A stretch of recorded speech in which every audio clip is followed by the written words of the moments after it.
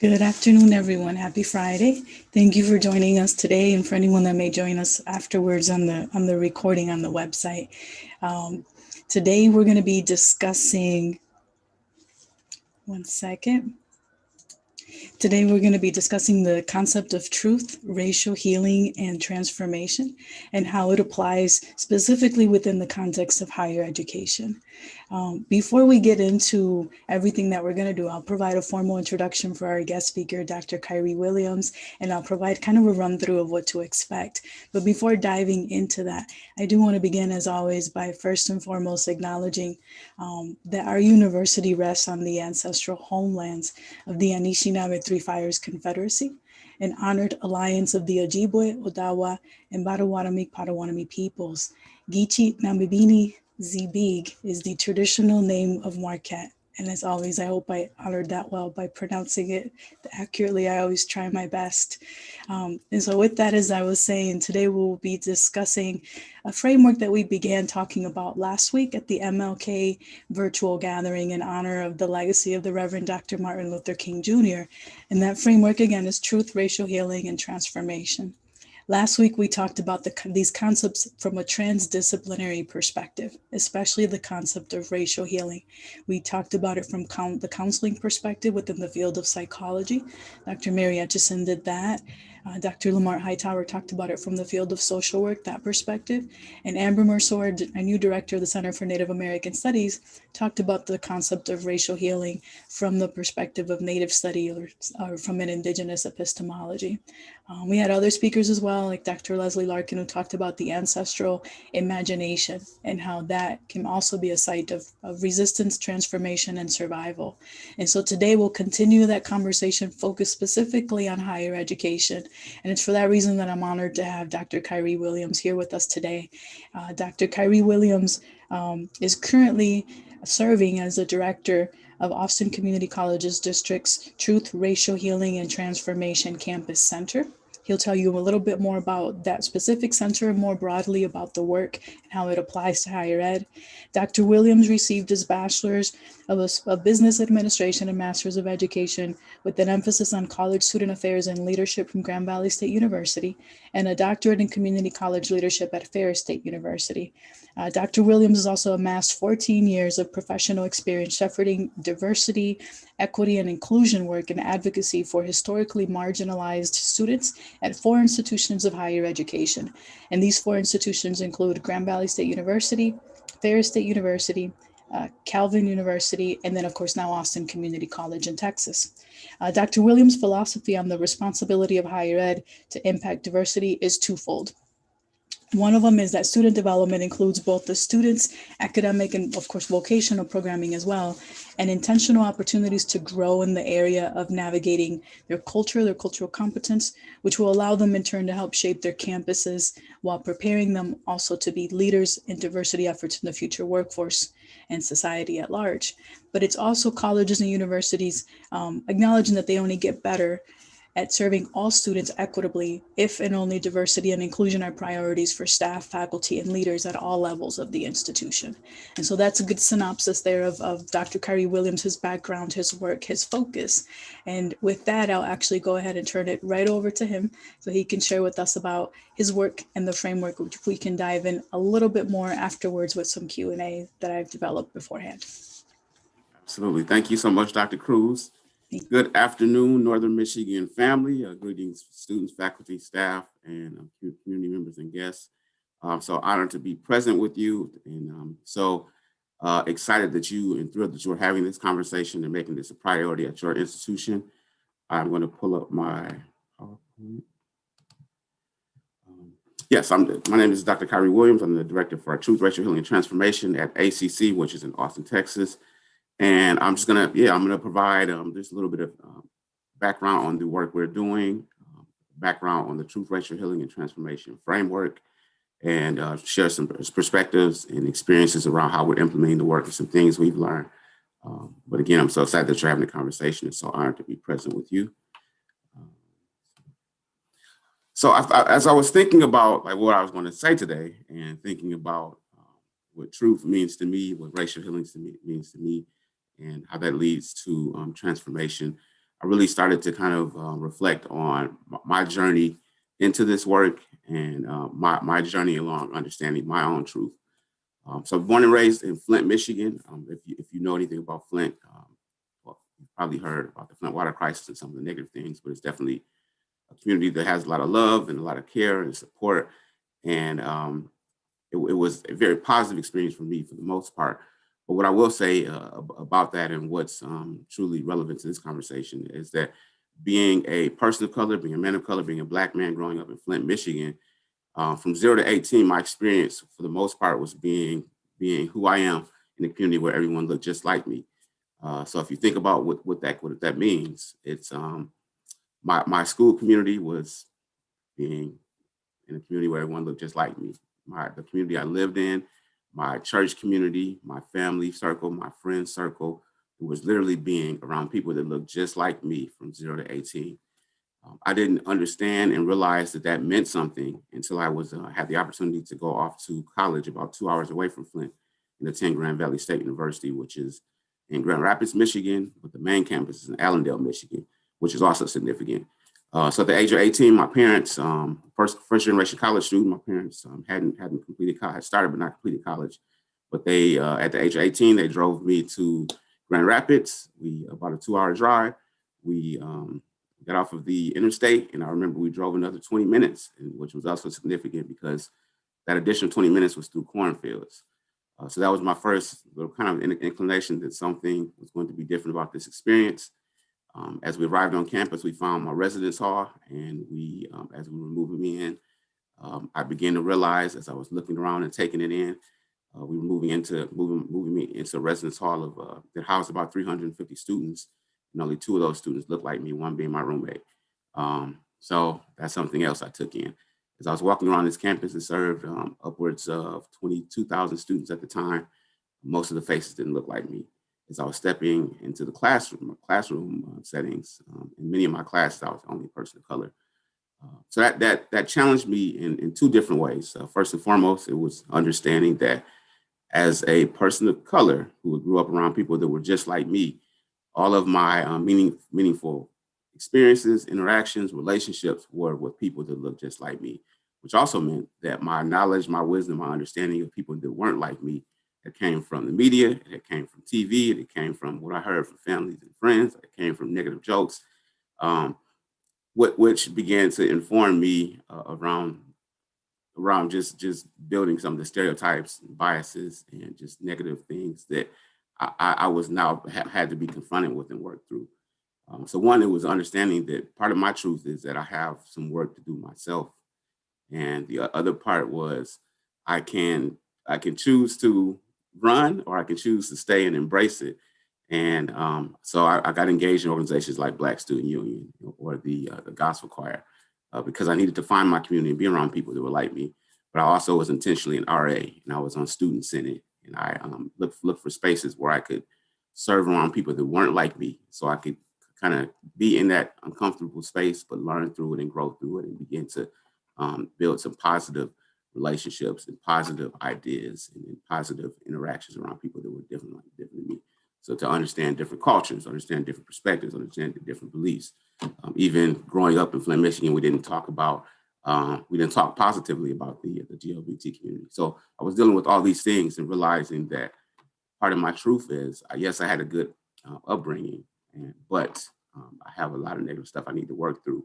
And if I'm going to be a leader in this new community, I have to work on myself before I can kind of be the change I want to see at the institution or in the broader community. So that's a little bit that's part of kind of what brought me to this work, because I started as a kind of a business major, but then I kind of transitioned into higher education by doing a master's in college student affairs and leadership.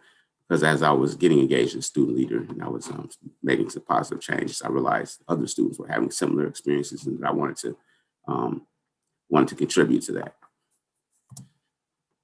And that's essentially that's part of my story. And as we talk more about truth, racial healing, and transformation, I'll talk more about storytelling. And I believe it's a critical part of the TRHT framework, and it's a critical part of how we learn from others, and also are honest about our own truths and our own stories and what that means about our lens and how we view these conversations, how we view others that are different from us, and the work that we need to do. We want to get there if we are aware of our story, are able to reflect and think about our story and talk about our story, and in doing so, identify some of those blind spots, which we'll also talk about. The literature is clear around just doing equity work at colleges and universities, in that we have to have skilled experts that are helping to lead these efforts. So I just thought I'd share a quick piece about this. I've worked for about 14 years in higher education, but I've also worked about 7 or 8 years doing nonprofit work. And it's all been around impacting students as it relates to this kind of equity and inclusion conversation. So I've had the opportunity to be in front of, to be leading training shops, workshops, and developing curriculum for audiences like law enforcement or pastors or teachers or childcare workers. But I've also had the opportunity to be directly designing programming for our entire campus, then also strategically like students of color that are often some of our most vulnerable populations at our institutions. So able to do a lot of large scale programming, but also able to do some distinct kind of development of curriculum for particular audiences. So even in my current role, I do large scale programming, but also do direct interventions for just faculty and for just staff and for just students and student leaders and student employees. I think as we're thinking about this work and how we do this work well, it has to be with the intentionality of being able to impact all audiences with large scale things, but also with distinct conversations geared towards just faculty and just students and just staff members and including the community. So that's what I focus on, is how we kind of do kind of all of that. The circle of trust, touchstones, is how we kind of protect and cultivate courageous environments for these conversations. So in everything we do as it relates to TRHT work, whether it's a workshop, whether it's a conversation, whether it's a panel, whether it's a speaker, we always introduce these because this isn't an easy conversation to have. And because it is an easy conversation to have, sometimes our natural tendency is to shy away from the conversation. No one wants to say the wrong thing or come off as being awkward in the conversation or say something that's offensive or just appear that they are just not knowledgeable. So we can often just not tackle the conversation. What we're doing and what we believe is that we have to have these open and honest and candid spaces that are designed to allow for learning and allow for honesty and allow for mistakes as we kind of grow through these. So these are kind of our circle of trust touchstones. We introduce these, we talk about them. I won't go through all of them, but I think being 100% present, extending, and presumably welcome is essentially that as we're having these, we're asking our community to be engaged in these conversations that may bring up some emotions and some hurt and some vulnerability, that we all have to be fully present. It's nothing hurts more than feeling like you're truly opening up to a person and they are checking their phone or they are on social media or they are checking an email, or it just doesn't feel like they're fully dialed in when you're kind of opening yourself up. So just some things like that are just kind of basic rules of respect that help us to maintain a courageous space. We can't guarantee that it won't be uncomfortable, because it needs to be uncomfortable. I mean, this is not easy work, and if we're truly being honest with ourselves about who we are as people and the mistakes we've made, it's probably going to probably going to hurt a little. It's probably going to feel a little uncomfortable.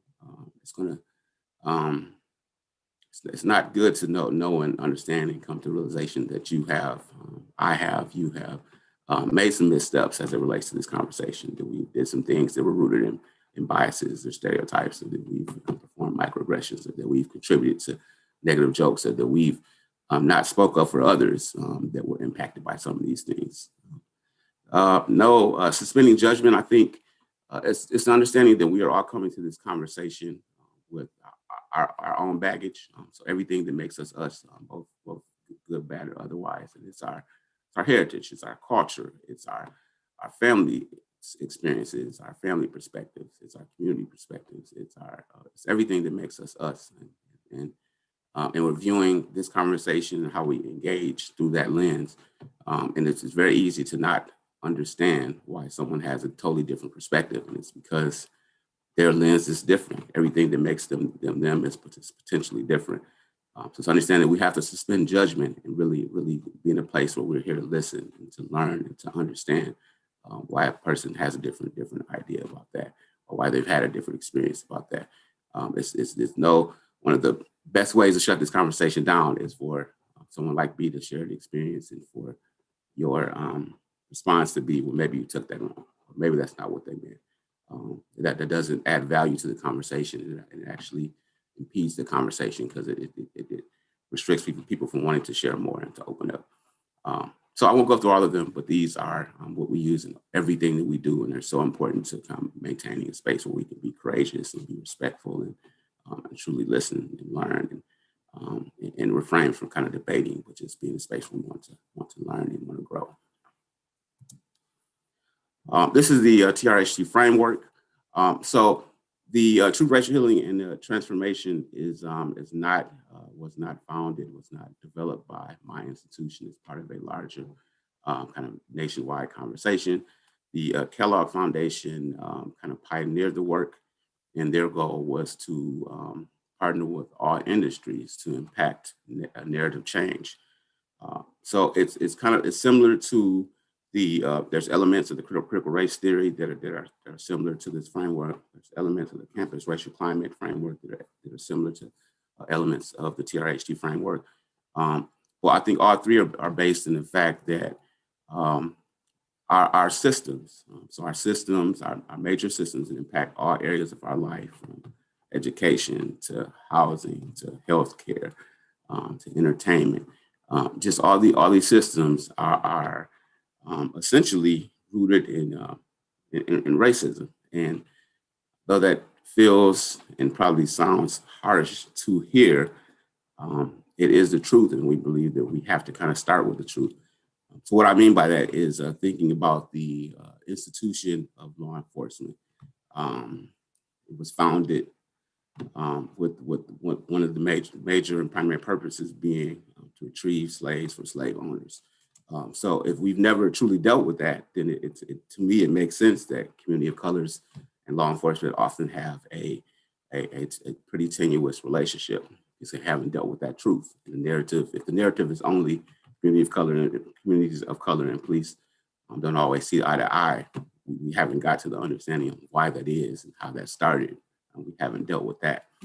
Or even to think about a community like Chicago, who's often kind of pointed to in the media by politicians and critics as being a community that has a lot of challenges.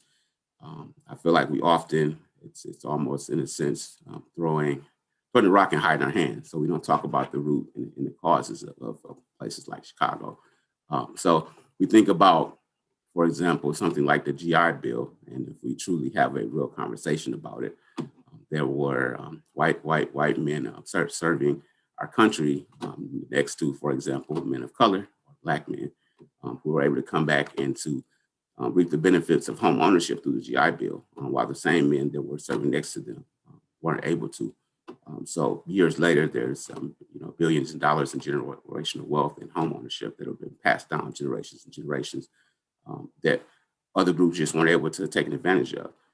So we can talk about these communities that have some challenges, but if we're not talking about the roots and the causes, we haven't dealt with the truth.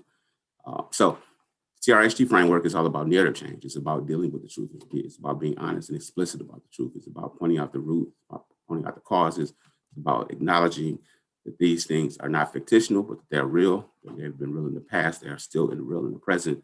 And for us to move forward as community colleges, as universities, as broader communities, we have to have a conversation about the truth.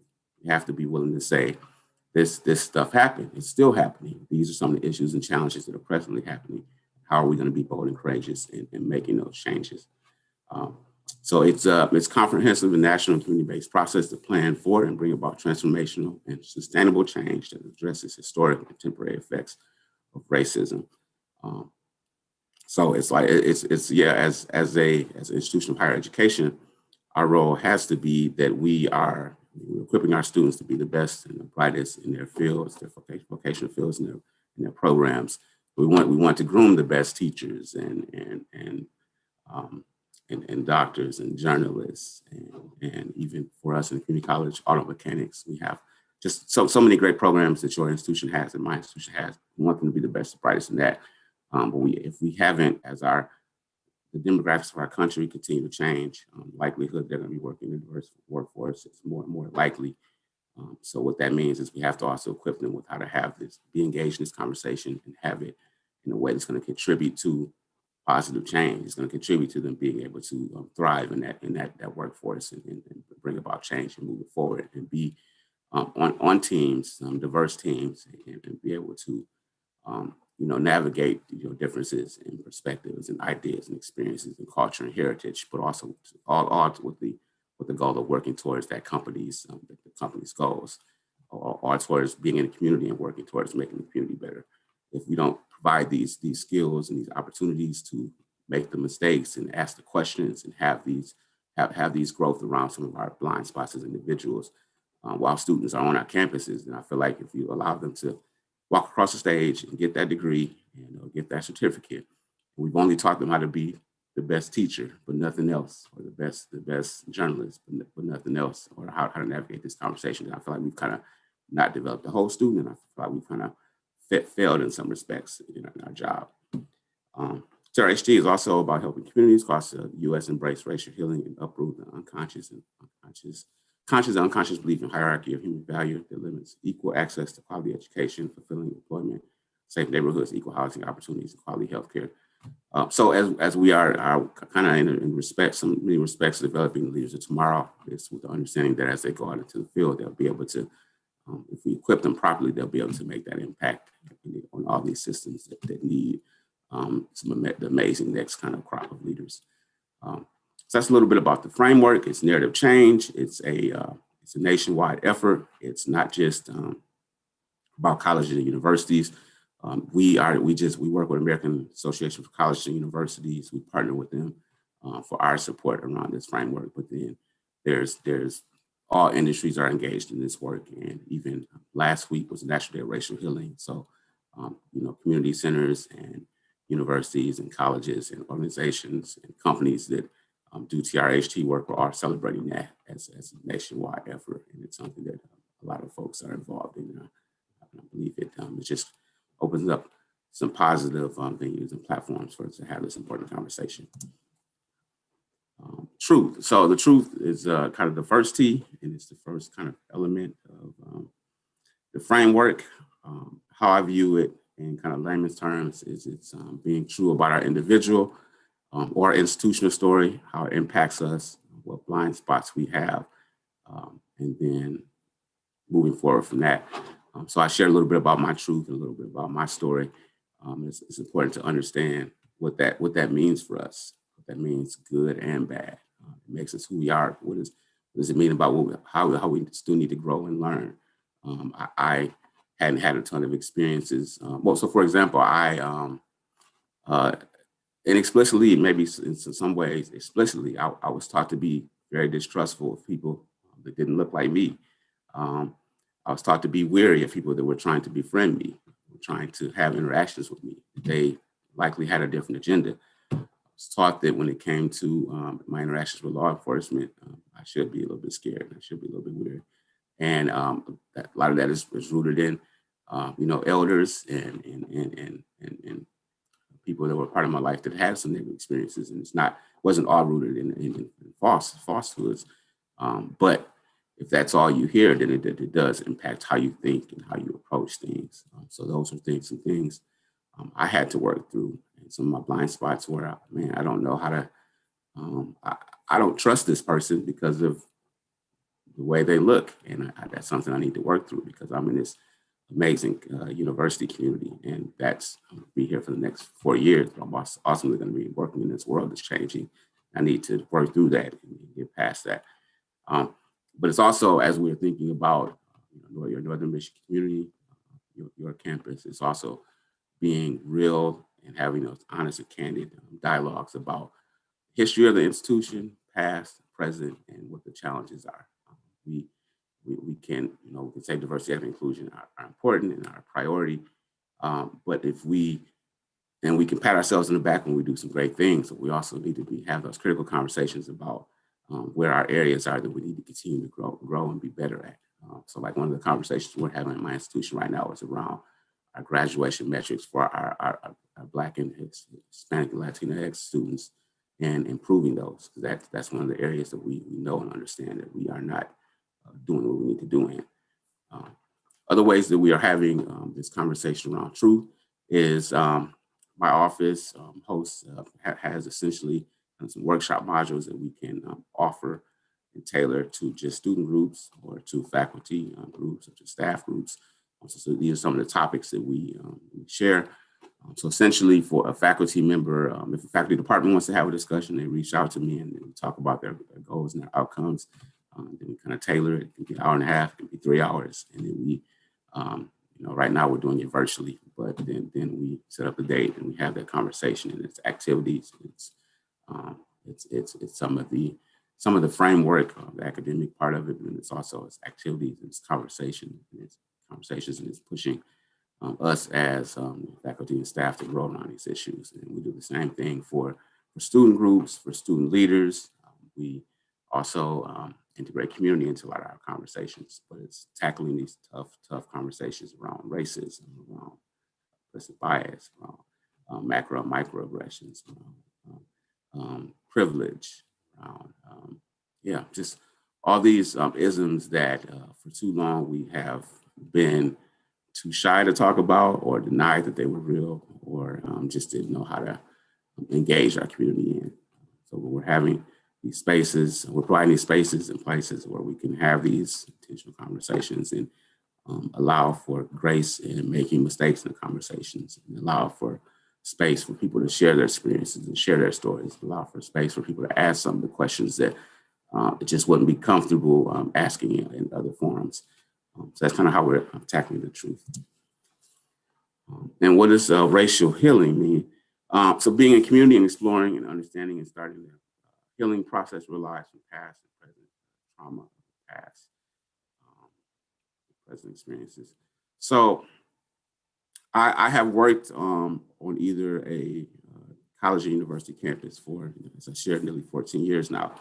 And so one of the things I like to reflect on is the fact that working on a college campus, I've had some great partnerships and relationships and collaborations with, for example, law enforcement officers on the college campus. And that's given me a whole different perspective and understanding and learning and growth and some great relationships. But I also I keep that in mind, but I've also, as a man of color who has a doctorate, who is middle class, who has no criminal record, who is also in the community a lot doing things. I've also had some very negative experiences. So for me to be in a space where I can, even with law enforcement officers, say, hey, I've been pulled over. And I was taught at the age 16 that when you have any type of engagements in law enforcement, it's yes, sir, it's no, sir, it's yes, ma'am, it's no, ma'am. Is it okay if I reach for my wallet so I can get my driver's license? Is it okay if I reach for my glove box to get my registration?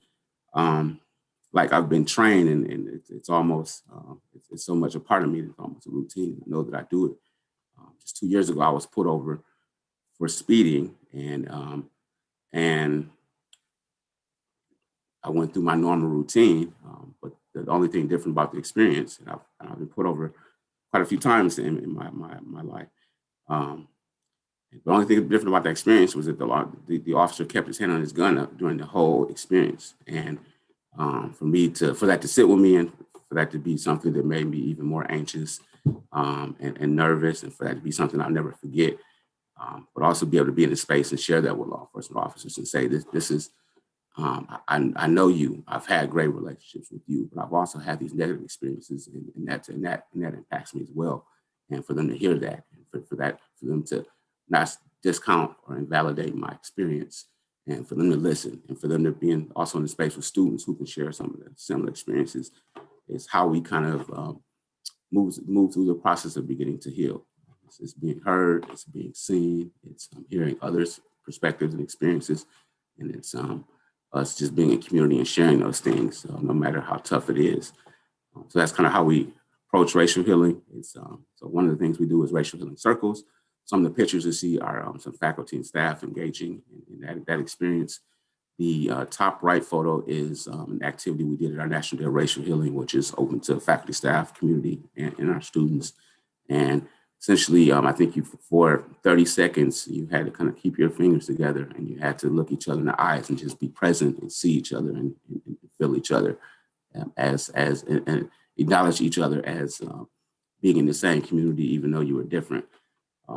So racial healing just comes through having these conversations and engaging our entire community in these experiences where we can share our story and share some of the pain that our stories cause, and share some of the pride we have about our story as well. But it's truly just being in spaces together as a community and having opportunity to be truthful about our story.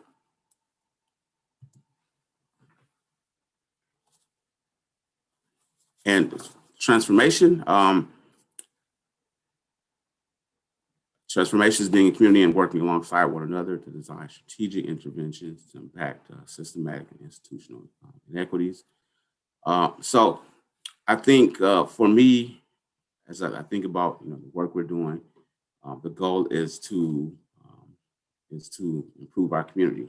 The goal is to develop our students, but also the goal is to develop our faculty and staff so they can be the change they want to see and need to see at our institutions. So I think, and I say this even to students, we can't say that Northern Michigan University is this or that or doesn't care. When we are part of that community, like you are Northern Michigan University, if there's an issue or a challenge, you have the power and are empowered to be a part of that change and to impact that change. And you should know that and understand that and feel that. So we want students, we want faculty, we want staff to know and understand that we can't sit around and point fingers or expect someone else to do it or to be critical of our institution if we're not stepping up to use our gifts and talents to impact that change. So transformation is all about after we are in community, as we're having conversations, as we're working on healing from our experiences, past and present. We're being honest about our experiences, past and present, as we're being honest about the issues and challenges that our communities, that our institutions, that our campuses still have. It's okay. You've had this experience. I've had this experience. These are some of the things I think we can, that I think are relevant to our institution that need to change, that need to be made better. So it's transformation becomes how can we develop strategies, and interventions, and programs to tackle some of the issues and challenges that are relevant and that are impacting or having disparate outcomes for different groups at our campuses right now. Okay. So this picture on the right is a program we had honoring some middle school and high school students. So it's kind of, in a way, kind of cultivating the pipeline for potential students, but it's being in the community also, and it's engaging with the community also. So two of the individuals in the pictures are two of our corporate partners that support our institution. And then the other person standing next to me is one of our executive vice presidents who had to stand in for our president who couldn't make the event. And then the young lady in the middle is one of our middle school students who was being honored. And this was an MLK program. But I think transformation comes from the community being present and engaged with the college or university, with faculty and staff also being part of the conversation. One of my colleagues in kind of the pinkish dress she's a director of community engagement. So we actually have a role that solely interfaces with the community and brings them into the work we're doing. So yeah, we're doing a lot of programming in kind of that way. All of these, the groups, the bullet points on the right are some of the committees I lead through TRHT work to engage with the community. So we have a community work group that's it's faculty, it's staff, and then it's community members and community partners that are doing equity and justice. They care about K-12 pre-college barriers. And one of my colleagues who works with the early college and high school program leads that conversation and leads that group. The college retention and graduation group is all about us keeping our students, graduating our students versus losing them before they achieve everything they came to achieve. And I lead that group along with some colleagues, and we have some community partners that are part of that.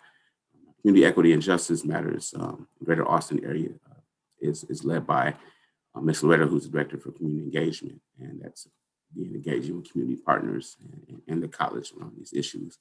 Then our ACC Equity Council is 25 individuals who are in faculty ranks, staff ranks, have a couple student representatives, and these are, some of these are deans and executive deans, and some of these are just, some of these are directors, and some of these are just regular folk like me who are passionate and committed to making our institution a better place. So we meet once a month and we report directly to our President Rhodes, Dr. Rhodes, our president, and our provost around recommendations and suggestions for improving some of our equity kind of metrics. But its transformation is essentially, it's after we've engaged in the truth, engaged in racial healing, it's all about interventions and in ways that we can design strategic initiatives to respond to these disparities, to respond to the fact that race has played a part in our policies, our practices, and our systems.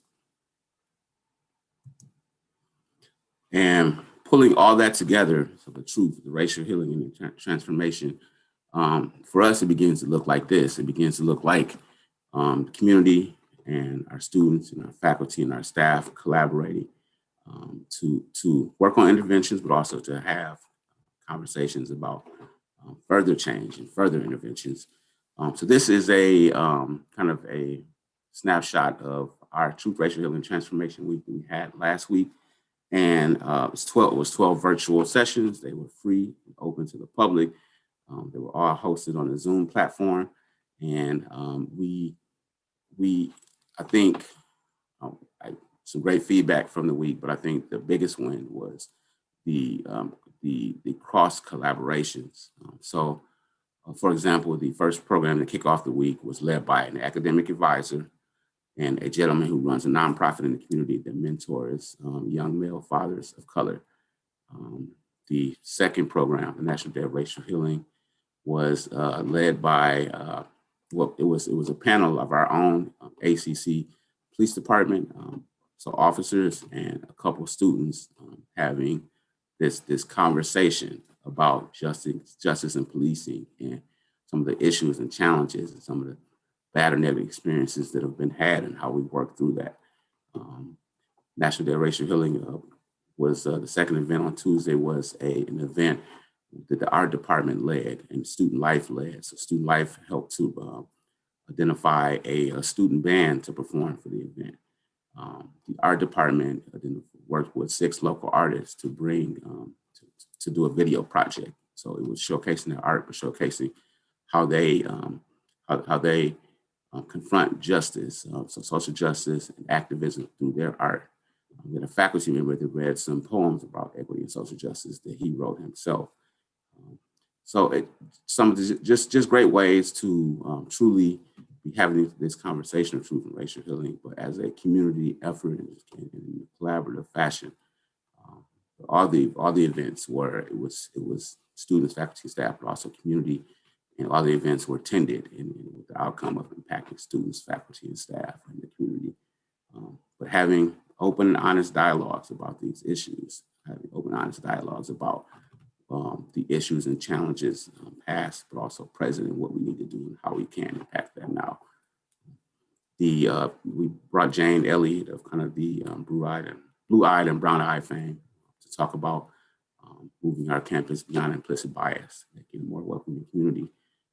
We had students, faculty, staff in the community in that conversation, listening to her, asking her questions, asking her, recommendations for making our community better. So I think just having these spaces, but also incorporating our entire community and it being a priority of our entire community. For me, I'm the director of the Truth, Racial, and Transformation Center. But whether I'm in the room or not, I know that Dr. Rhodes, when he's talking about equity, he's going to be talking about the efforts that my center is leading. He's going to be talking about the efforts that our new Chief Equity Officer, Mr. Larry Davis, is leading. It's diversity is one of our top two priorities for our institution. So it has to be important at all levels. And it has to be a true investment, not just talking points, and it has to be a collaborative effort. So next, I just provided a few references. The top two are from the American Association for Colleges and Universities, so more about the TRHT framework and more about the Kellogg Foundation and how they kind of developed the framework, and more about some of the work that's being done nationwide. And then the third point is to my webpage. It just talks a little bit about the work we're doing and implementing TRHT work at Austin Community College. And the last one was published by Dr. Tia McNair, who's executive director for TRHT at AAC&U.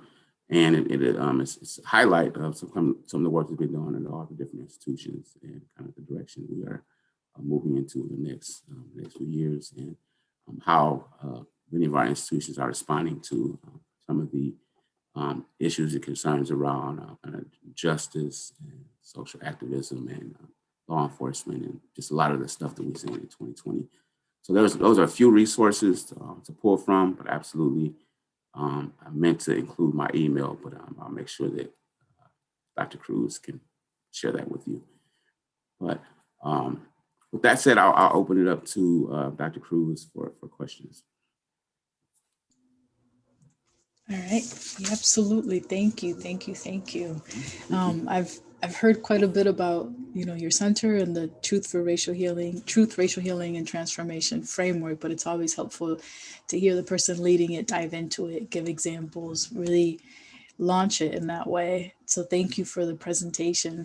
Thank you. And I wanted to also say thank you specifically for beginning by talking about your story and what I would call a counter story, and sharing your experiences and then relating to that throughout the presentation, especially the examples about law enforcement and how you share those experiences with law enforcement, how those perspectives for you were framed by the experiences of your elders. But then, and so how that has impacted you, but then also sharing that when you're with law enforcement in workshops, in dialogue, just having these, I think you called them circles of truth in the beginning, if I remember that slide correctly, and how powerful it is to share that in that moment and say, I trust you. You're someone, of course, that I respect, but I have had these difficult situations, and then having that experience be validated and having people learn from not only sharing your story, but also you called it sharing your pain and understanding one another's pain in that process. So I thought that was beautiful. I thought that was really a powerful way to put that. So I wanted to begin by saying thank you for that piece. Thank you. Mm-hmm. Yeah. And then, personally, I relate to it in so many ways. You talked about being in BSU, Black Student Union, but also being involved in RAs, you were in RA as an undergraduate student, you were in student government, etc. So I had a quick question, just because I'm really interested in student organizations, especially identity-based student organizations and predominantly white universities. So do you feel, or how do you feel that your involvement in BSU, for example, served as a bridge to being more involved and engaged in the quote unquote mainstream spaces that are part of a college, university, and campus? Yeah, I think in a couple of different ways. So like I share this with students all the time that are like, I'm just too busy to be engaged in student leadership. But as a 21-year-old junior, I was a president of BSU who had a e-board of 10 of my peers that I'm leading, and a programming budget of $25,000.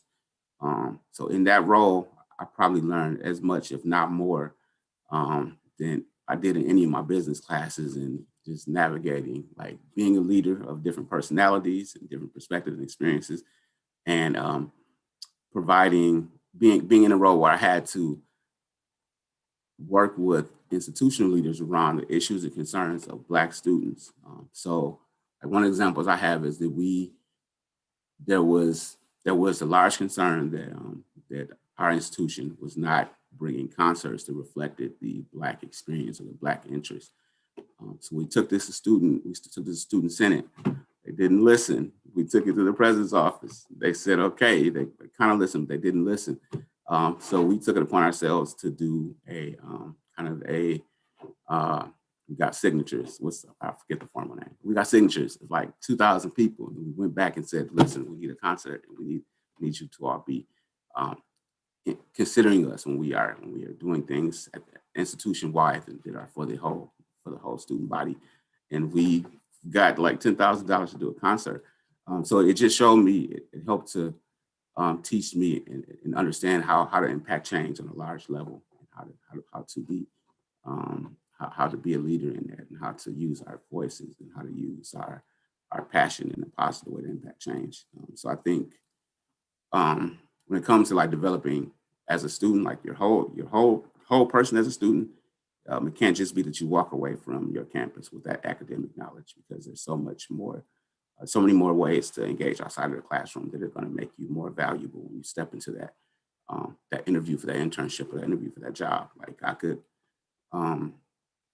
I graduated with almost a 3.0, like a 2.9 something, but if you put me in an interview with someone that just had a 4.0 but didn't have the experiences I had, I'm probably going to get that job. So I tell students that there's so much value in how you can grow and develop yourself outside the classroom. And so like pull it all together, get everything you can while you're there.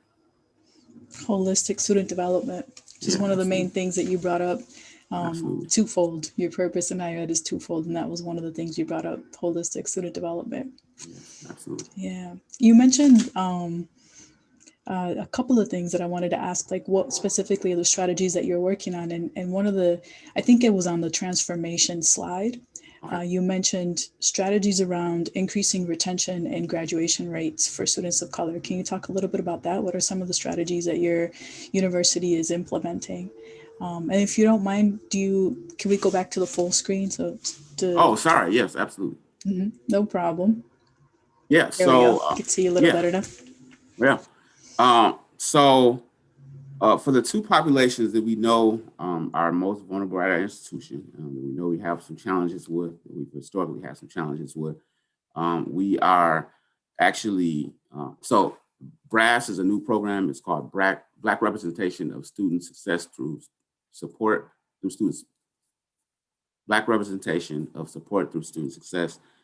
We have a new program manager for that, and he's going to be housed in the Truth, Racial Healing Transformation Center once we are back physically on campus.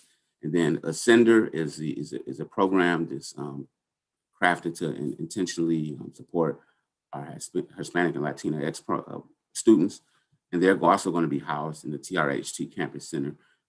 So the goal is for there to just be synergy between kind of that office, those offices, and what I do, and to provide a space where those students can also be and be seen and be heard and do some programming in, but then also to just kind of get a better handle on what those students need to support them.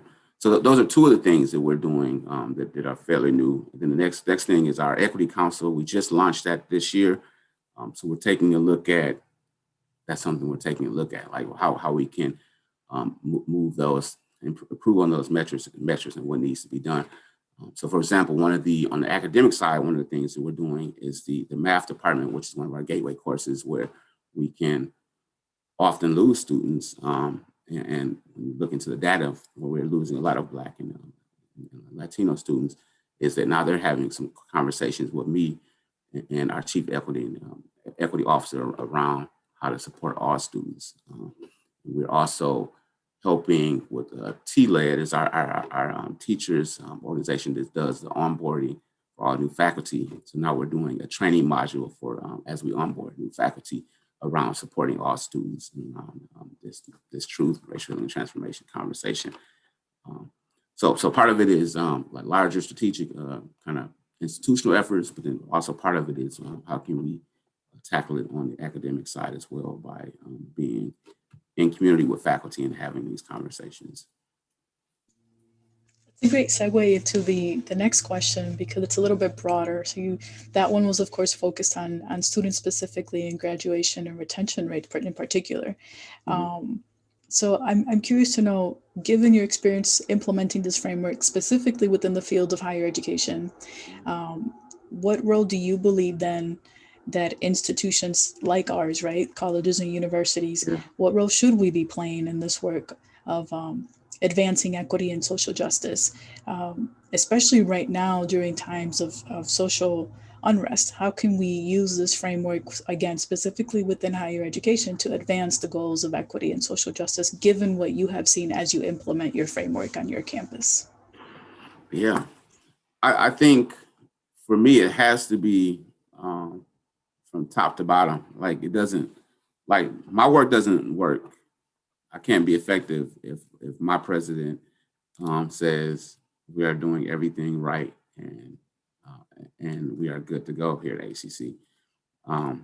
His approach is that no, we are doing some good things, but we can do better. We are doing some positive things, but racism still exists. The social unrest, the calls for social justice are real, and they're real nationally. They're also real in our community. We have some challenges, and we don't get better as a community if we ignore them and don't talk about them. So one of the things that we're working on is that our faculty and staff have to have, I think it's like 12 hours of professional development annually.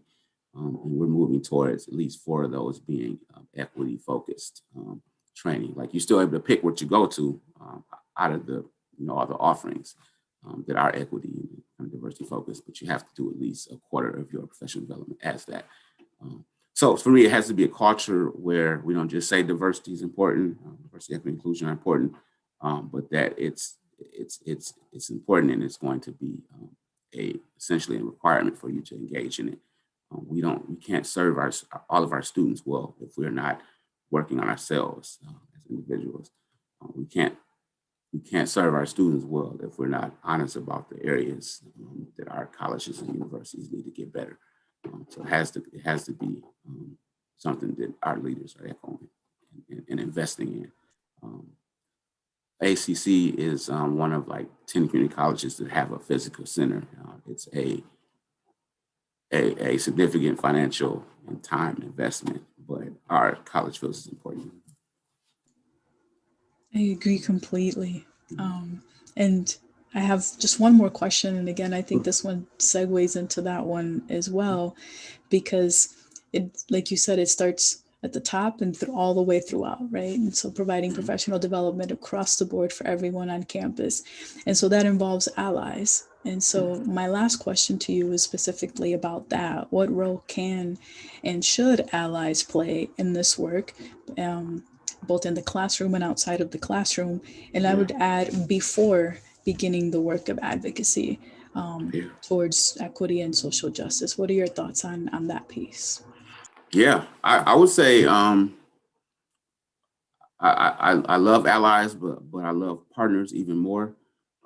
So it felt it's a stronger statement of support when our ACC PD says, doesn't just say we support TRHC, they say, how can we be a part of it? We want to do a program too.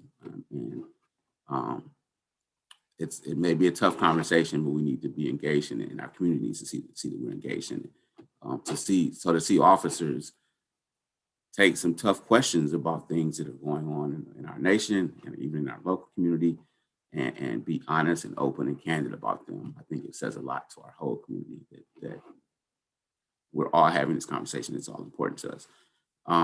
For our faculty to say, we need to get better at this stuff too, and how can we be a part of this conversation? And we'll lead a program with you too. So it's the partnerships, I think. It's one thing to stand alongside me, but it's another thing to be immersed in the work with me. So I think that's what we can do is look for strategic ways to partner in these efforts that'll help move our institution further. And what was the second part? What things should allies or partners, I love that. I love distinguishing between the two, do before beginning that journey and supporting advocacy? What kind of things should they learn about and engage in beforehand? Oh, yeah. Okay. Definitely. I think, no, I mean, we have tons of data. I mean, we have it. We have to, I think it's just important for us to look at it and do the deep dives and understand what it means. So for faculty to say, yeah, we for the math department to say we need to do something because something isn't working, and we need help understanding why it's not working, and have us at the table to have the discussion. So I think it's almost kind of an internal audit of what your issues and challenges are, then figuring out who are the right people to have at the table to help further that discussion. And yeah, and I think it's just collaborative efforts and honest discussions and a true investment by everyone. And I had another thought, but I just lost it. But it'll come back to me. Yeah. No worries. And I'm repeating myself, but I'll say it again because it's true. I agree with what you said. I absolutely think it takes collaborative effort. To use your words, true investment in data, disaggregated data, especially disaggregated data that is authentic, genuine, and truly captures the experiences of underrepresented students, I think is key. Absolutely. It helps us to identify equity gaps. And then within that, build strategies to address and find solutions to the problem. Yes. So thank you.